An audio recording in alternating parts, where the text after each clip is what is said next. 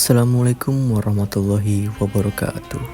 Halo Sobat Islam, terima kasih sudah mengklik video ini.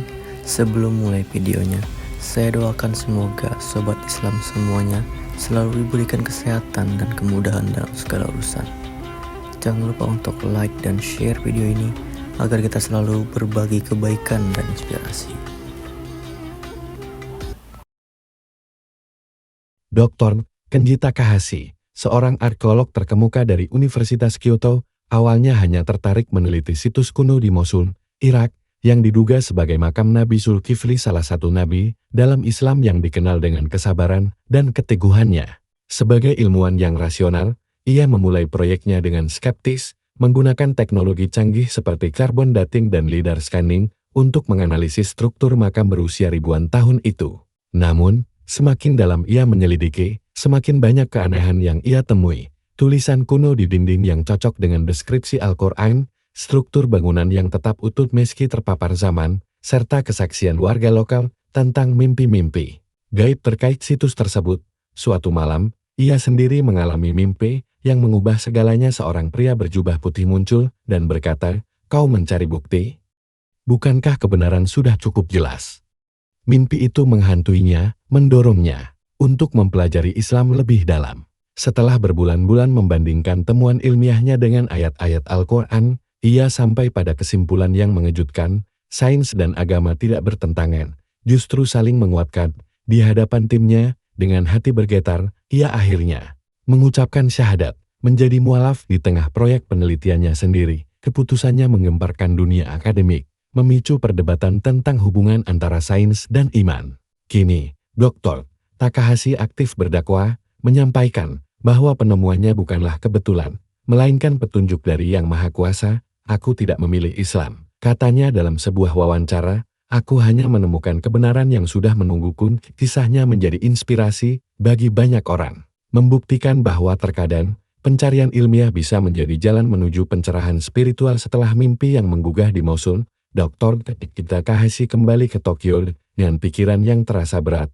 Makam Nabi Zulkifli, situs yang ia datangi, dengan semangat seorang ahli arkeologi yang mencari bukti historis, kini telah menyeretnya ke dalam pertanyaan-pertanyaan yang jauh lebih dalam dan personal. Teknologi yang ia gunakan, data yang ia kumpulkan, analisis yang ia lakukan, semuanya menunjuk ke arah yang sama, meskipun secara langsung tidak menyebutkan nama Islam. Namun, mimpi itu, bersama dengan kesaksian warga lokal yang ia catat, seperti benang merah yang mengaitkan temuan fisiknya dengan keyakinan spiritual. Kembali di kampusnya, di antara dosen dan mahasiswa yang tidak tahu apa-apa tentang perubahan yang sedang terjadi di dalamnya, Kenji memulai perjalanannya yang paling rumit dan pribadi, mencari kebenaran di balik petunjuk yang ia dapat, sebuah pencarian yang akan menguji setiap asumsi, setiap keyakinan, dan akhirnya mengubahnya secara fundamental. Pertama-tama, Kenji mencoba mengabaikannya. Ia adalah seorang ilmuwan, rasional, logis. Mimpi itu bisa jadi sekadar manifestasi stres atau kebutuhan psikologis untuk menemukan pola di mana tidak ada pola. Ia kembali mengerjakan data arkeologisnya, memperdalam analisis struktural makam, membandingkan gaya arsitektur dengan situs-situs kuno lain di wilayah tersebut.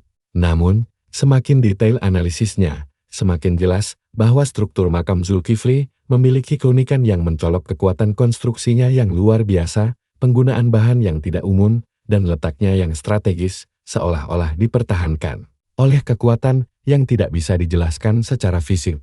Ia bahkan meminta bantuan ahli geologi untuk menganalisis komposisi tanah di sekitar makam, dan menemukan adanya konsentrasi mineral langka yang mungkin berkontribusi pada kestabilan strukturnya selama berabad-abad. Tetapi, apa artinya? Itu tetap dalam kerangka sains. Mimpi itu tetap berada di luar jangkauan penjelasan logis. Kemudian, ia mulai melangkah ke langkah yang ia anggap beresiko, mencari informasi tentang Nabi Zulkifli dalam berbagai sumber.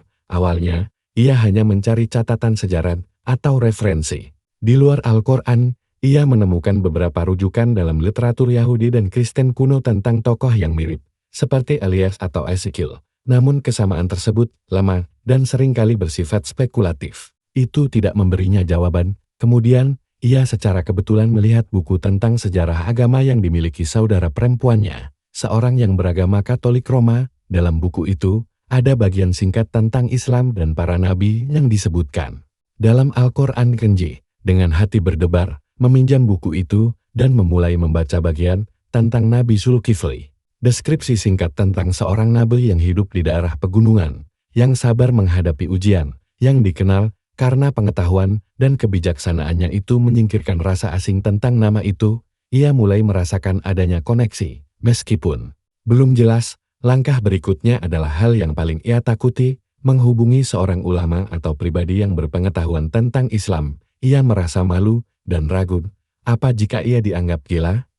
Apa jika ia bertanya hal-hal yang bodoh? Akhirnya, ia menemukan sebuah pusat Islam di Tokyo melalui internet. Dengan hati yang berat, ia menghadiri sebuah sesi pengajian umum yang diadakan di pusat itu. Dengan wajah yang tidak dikenali, ruangan kecil itu dipenuhi oleh para jamaah, laki-laki dan perempuan, sedang mendengarkan seorang ustaz menjelaskan tentang tauhid, tentang keesaan Allah. Kenji duduk di belakang, merasa asing dan tidak nyaman. Bahasa Arab yang diucapkan selama salat berjamaah terdengar aneh di telinganya. Namun, ia terpukau oleh kehusukan, oleh kepaduan, oleh kehadiran spiritual yang nyata di ruangan itu. Ustadz itu kemudian membahas tentang bukti keberadaan Allah di alam semesta, urutan planet, keindahan alam, keharmonisan kehidupan. Kenji, dengan latar belakang ilmu arkeologi dan geologi, tidak bisa tidak melihat bahwa pandangan ini, meskipun spiritual, sejalan dengan apa yang ia amati tentang keajaiban penciptaan di situs-situs kuno yang ia teliti. Ada rasa ketidaksepenuhan dalam penjelasan-penjelasan materialistik tentang alam semesta. Ada kebutuhan untuk makna yang lebih dalam. Kembali ke asrama, Kenji tidak bisa berhenti berpikir. Ia mulai menghabiskan jam-jam membaca terjemahan Al-Quran. Awalnya, ia membacanya dengan lensa seorang kritikus, mencari kekakuan, kekerasan, atau ketidaklogisan. Namun, ia terpukau oleh keindahan bahasa meskipun dalam terjemahan, oleh kedalaman makna, oleh pesan universal tentang keadilan, kasih sayang, dan kemanusiaan. Ia membaca surah yang diperkirakan berhubungan dengan Nabi Zulkifli, seperti surah Al-Kahfi ayat 74-82, yang menceritakan seorang nabi yang menasihati putranya dengan penuh akal sehat dan keimanan. Pesan-pesan itu tidak tampak aneh bagi seorang ilmuwan. Sebaliknya, itu tampak seperti pengingat tentang nilai-nilai universal yang seharusnya menjadi dasar penelitian ilmiah itu sendiri, kejujuran, integritas, dan penghormatan terhadap kebenaran. Tetapi, teks itu juga menyebutkan hukum syariah, aturan-aturan yang terasa ketat bagi seseorang yang dibesarkan dengan nilai-nilai kebebasan pribadi Jepang. Ia membaca tentang hukum pidana, tentang hubungan antara laki-laki dan perempuan, tentang ibadah. Ada pertentangan di dalamnya bagi Kenji yang terbiasa dengan relativisme budaya. Beberapa aspek Al-Quran terasa kontradiktif dengan apa yang ia anggap norma. Ia mulai bertanya kepada dirinya, bagaimana mungkin ia percaya pada kitab suci yang tampaknya mengatur setiap aspek kehidupan dengan begitu ketat? Apakah itu tidak bertentangan dengan semangat kritis dan penalaran yang dijunjung tinggi dalam sains? Pertanyaan ini mendorongnya untuk mencari ulang para ulama di pusat Islam. Kali ini, ia lebih terbuka. Ia datang dengan pertanyaan-pertanyaan yang tajam, yang kritis. Ia bertanya tentang tafsir, tentang konteks sejarah, tentang penjelasan tentang ayat yang ia anggap kontroversial. Para ulama yang awalnya mungkin ragu dengan seorang wajah asing yang tiba-tiba muncul dengan pertanyaan-pertanyaan mendalam, akhirnya menjawabnya dengan sabar. Mereka menjelaskan tentang makna harfiah dan makna-makna batin ayat-ayat Al-Quran, tentang perbedaan antara hukum primer dan aplikasi kontekstual, tentang pentingnya memahami Al-Quran sebagai panduan spiritual dan moral, bukan sekadar hukum kodrat. Salah satu ulama, Ustaz Hasan, seorang Arab yang berpengetahuan luas, berkata, "Dr. Kenji, Anda mencari bukti seperti seorang ilmuwan. Namun,